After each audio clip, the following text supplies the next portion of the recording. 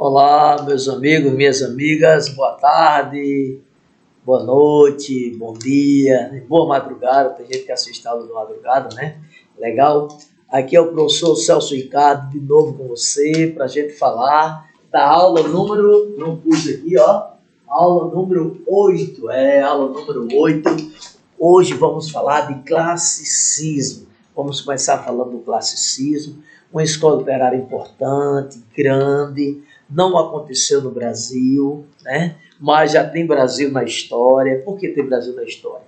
Porque o classicismo surge na Europa, né? Nós vamos estudá-lo aqui em Portugal, mas Portugal já está explorando o Brasil, já invadiu o Brasil. Eu não uso o termo descobrimento. Eu não uso o termo descobrimento porque eu acho totalmente inadequado, né? Eu fico muito envergonhado quando eu vejo um professor dizer que Portugal descobriu o Brasil. Já vi até professor dizer assim, quando acharam o Brasil, achamento do Brasil, eu acho isso ridículo. O Brasil não foi achado, o Brasil não foi descoberto, o Brasil foi invadido, né, de uma política perversa, tirana, né? Então, nesse período é que os portugueses chegam aqui no Brasil. Mas vamos ao classicismo, que é o que nos interessa. O classicismo também pode ser chamado de renascimento. Renasce uma cultura, a cultura clássica, a cultura dos antigos, tá certo? Renasce nesse período, século XVI, lá em Portugal, mais precisamente, ó, lá em Portugal, vou colocar aqui a data para você, ó, 1527, lá em Portugal, tá certo? Basicamente, alguns anos, 1 ou 2 anos depois do nascimento de Camões, que ninguém sabe ao certo ou é a data do nascimento de Camões, mas possivelmente ele nasceu em 1527, em Lisboa, que também é cheio de dúvida essa data. Mas vamos ao que nos interessa. O classicismo pode ser chamado de renascimento. Renasce o que, Celso? Renasce a cultura clássica, que a Idade Média tinha esquecido, tinha abandonado. Então há um renascimento da cultura greco-romana, da cultura dos antigos. Por isso o classicismo sofre uma forte influência, tem muita inspiração na cultura dos antigos, na cultura dos clássicos, tá certo? Por isso renascimento ou classicismo. Também você pode encontrar na prova, você pode encontrar nas suas provas, no concurso, algum termo ligado a quinhentismo europeu ou quinhentismo português, porque o quinhentismo brasileiro vai ser outra coisa, tá bom? Então, quinhentismo europeu, quinhentismo português, também se refere ao classicismo. Tá todo mundo me entendendo? Então, vamos seguir em frente. Olha, a partir de agora vamos estudar escolas literárias.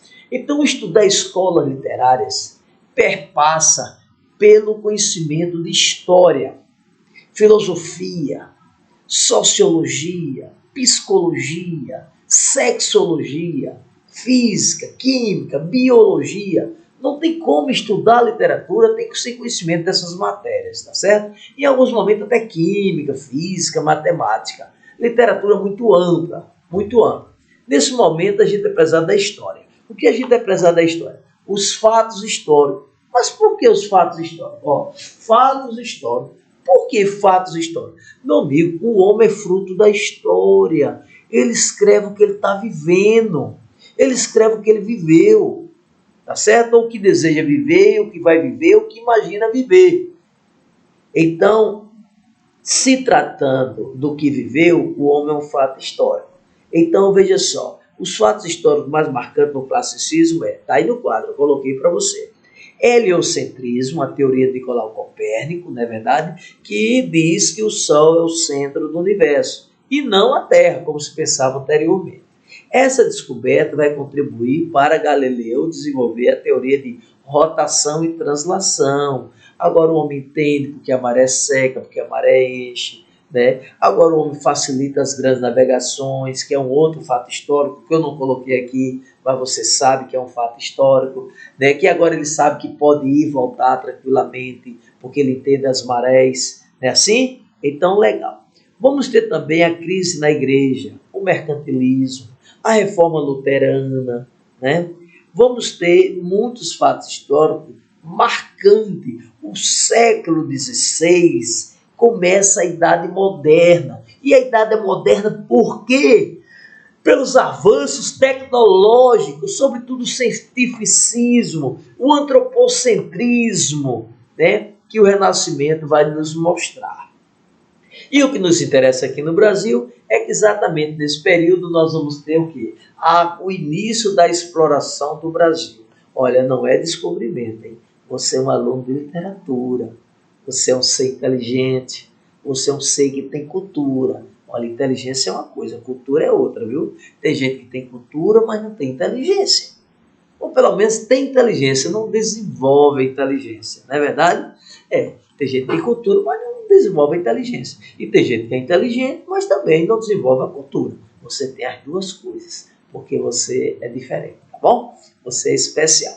Então, esses são os fatos históricos. E aqui de lado nós temos o quê? As principais características da produção do classicismo, né? As principais características. Ou seja, o classicismo, ele vai apresentar logo na poesia uma coisa maravilhosa, que é o quê?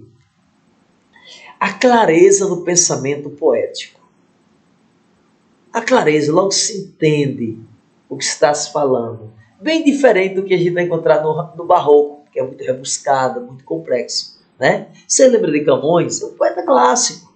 Quando Camões diz assim: o amor é fogo que arde sem se ver, é ferida que dói e não se sente, é um contentamento descontente, é dor que desafina sem doer. Então veja que os poetas clássicos a gente entende com muita facilidade, porque há uma clareza no pensamento poético. No caso do classicismo, essa clareza ainda vem com a dosagem de versos decassílabos, que são versos com 10 sílabas, tá certo? Versos decassílabos. Uma maravilha, né, gente? Versos decassílabos. Que esta é que a gente chama de medida nova. Teve uma aula aí anterior, não sei se foi a aula 4, acho que foi a aula 4 ou a aula 5. A gente falava sobre metrificação e versificação.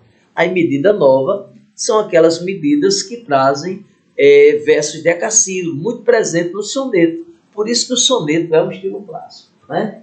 Temos também o antropocentrismo, a supervalorização do homem, o homem sempre em evidência. Aí vem o cientificismo, o materialismo, o objetivismo, o equilíbrio entre a razão e a emoção, uma poesia de muita racionalidade, né, e equilíbrio, tá certo? O paganismo, não tem manancial cristão, não tem o cristianismo, não tem o batismo, tem o paganismo. Mas por que, Celso, paganismo? Porque é classicismo, é politeísmo, exaltação aos deuses mitológicos, né? Imitação da cultura clássica, da cultura greco-romana, tá bom? É por isso que nós vamos ter no classicismo o paganismo, objetividade, materialismo, tá legal? Bem, pessoal, agora, nesta aula 8, a gente viu os fatos históricos do classicismo, viu a inspiração do classicismo, né? Ele surge com muita força na Itália, chega na Espanha, chega em Portugal, onde a gente vai estudar. Vimos também as características do classicismo e na próxima aula a gente vai estudar a poesia do classicismo. E falar da poesia do classicismo é falar do grande poeta Luís Vaz de Camões. Vamos falar da vida e da poesia de Camões na aula número 9. Você está convidado, não perca, hein? Não perca, porque é inadmissível um falante, um usuário da língua portuguesa em 8 países no mundo. 8 países falam a língua portuguesa, tá certo?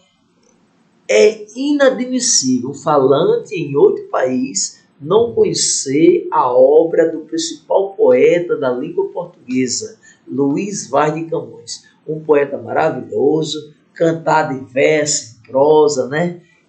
Tanta gente musicalizou, se inspirou em Camões e você está convidado, tá certo? Você está convidado para a aula número 9, a gente falar de Luís Vaz de Camões, tá?